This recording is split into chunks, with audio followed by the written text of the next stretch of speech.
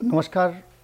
एक बार फिर से स्वागत करते हैं आपका भारत लाइव पे। लगातार जैसा कि आप देख रहे हैं कि बिहार में राजनीति को लेकर के खूब चर्चाएं हो रही हैं। चर्चाएं तो और भी कई विषयों पर हो रही हैं, लेकिन सबसे ज़्यादा चर्चा का विषय जो है वो है राष्ट्रपति चुनाव। लेकिन राष्ट्रपति चुनाव से इतर अगर देखें नीतीश कुमार और भारतीय जनता पार्टी के संबंधों को लेकर के, तो इन संबंधों पर सवाल खड़े हो रहे हैं। एकजुटता है कि नहीं है, दोनों लंबा समय तक चल पाएंगे कि नहीं चल पाएंगे, 2025 तक ये सरकार रहेगी कि नहीं रहेगी। लेकिन इन सब बातों के बीच में रूठने और मनाने का खेल भी चल रहा है। जहां एक तरफ नीतीश कुमार पर कोई बयान भारतीय जनता पार्टी की तरफ से आ जाता है, तो वहीं नीतीश कुमार भारतीय जनता पार्टी को औकात में रहने की बात कर देते हैं। हम बात कर रहे हैं जब सारा माहौल सब कुछ ठीक ठाक होने की बात की जा रही है, तब आखिर नीतीश कुमार और भारतीय जनता पार्टी के बीच के संबंधों को लेकर के इतनी ज़्यादा तल्खी क्यों है।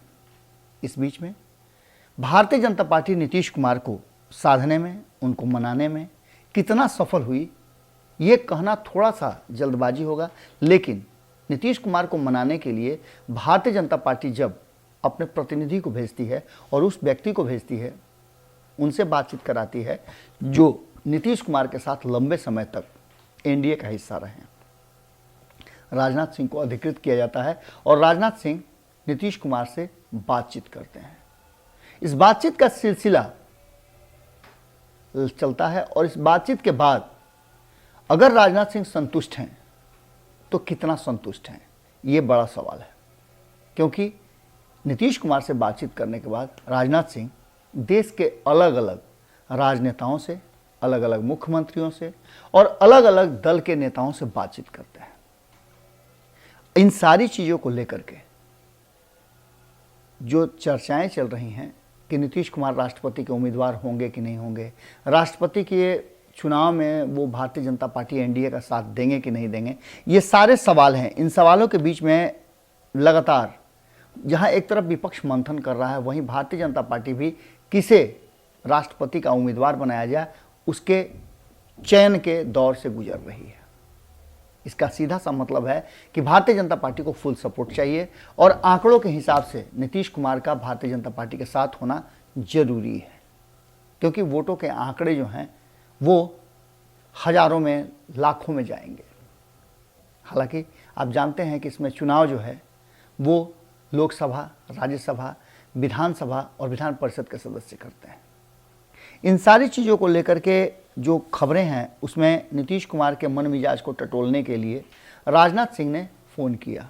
उस फ़ोन का लबो-लुआब क्या रहा, क्या बातें हुई, ये तो बाहर निकल करके नहीं आया है। लेकिन राजनाथ सिंह का रिएक्शन बता रहा है कि बातचीत पूरी तरह से पटरी पर नहीं है। क्योंकि उसके बाद लगातार रक्षा मंत्री ने कांग्रेस के नेता से बातचीत की और इसके बाद उन्होंने शरद पवार, ममता बनर्जी, मायावती, अखिलेश यादव, उड़ीसा के मुख्यमंत्री नवीन पटनायक सहित देश के अलग अलग राज्यों में जो मुख्यमंत्री हैं उनसे बातचीत की। इस बातचीत का सीधा सा मतलब है कि भारतीय जनता पार्टी नहीं चाहती है कि टकराव हो, और इसके पीछे का कारण आप समझ सकते हैं। या तो भारतीय जनता पार्टी के पास वो आंकड़े नहीं हैं, भीतर खाने में वो अपने लोगों को साध नहीं पा रही है, या फिर मामला उल्टा होता दिख रहा है। इन सारी प्रक्रियाओं के बीच जहां एक तरफ राष्ट्रपति उम्मीदवार पर बात नहीं बन पाई है, वहीं राजनाथ सिंह इसके लिए अधिकृत किए गए हैं और भाजपा की ओर से राष्ट्रपति उम्मीदवार पर बात करने के लिए राजनाथ सिंह अलग अलग पार्टी के अध्यक्ष जेपी नड्डा को जिम्मेवारी दी गई है। और जेपी नड्डा ने फारूक अब्दुल्ला से भी बात किया है। खबरें आ रही थी कि फारूक अब्दुल्ला भी चाहे सत्ता हो या विपक्ष हो, दोनों की नज़र में है और भारतीय जनता पार्टी कुछ अलग करना चाहती है।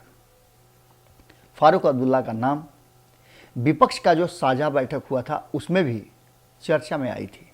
जब शरद पवार ने अपने नाम को विड्रॉ कर लिया था, वाम दलों ने समर्थन शुरू कर दिया था, उसके बाद से मामला बहुत बदला है। अब देखने वाली बात यह होगी कि नीतीश कुमार से बातचीत के बाद राजनाथ सिंह कितना संतुष्ट हैं, भारतीय जनता पार्टी कितना संतुष्ट है और नीतीश कुमार कौन सा गेम प्लान कर रहे हैं। भारतीय जनता पार्टी के लिए जब तक राष्ट्रपति चुनाव नहीं हो जाता है तब तक कई तरह की अड़चनें आने की संभावना है और विपक्ष पूरी तरह से एकजुट होने की कोशिश कर रहा है, जबकि भारतीय जनता पार्टी का यह दावा है कि विपक्ष एकजुट कभी नहीं हो सकता है। अब देखने वाली बात यह होगी कि जो बैठक की चर्चा हम कर रहे थे विपक्ष की, उस बैठक में नीतीश कुमार शामिल नहीं थे और नीतीश कुमार को उसके लिए कहा जा रहा है कि कहीं ना कहीं अधिकृत किया जा रहा है। विपक्ष भी चाह रहा है कि नीतीश कुमार आगे आकर के मुखर होकर के इस बार के राष्ट्रपति चुनाव में अपना रोल निभाएं, जबकि इससे पहले राष्ट्रपति चुनाव में हमेशा सत्ता में बैठी भारतीय जनता पार्टी से अलग वोट करने का नीतीश कुमार का कई बार का आंकड़ा रहा है। अब देखना होगा कि आगे की रणनीति क्या होती है और राष्ट्रपति चुनाव बिहार में राजनीतिक रूप से किस तरह का माहौल पैदा करता है। इन सारी बातों को लेकर के एक बात तय मान के चलिए कि कहीं ना कहीं जो बातचीत हुई है उस बातचीत में बहुत कुछ निकल करके सामने आएगा।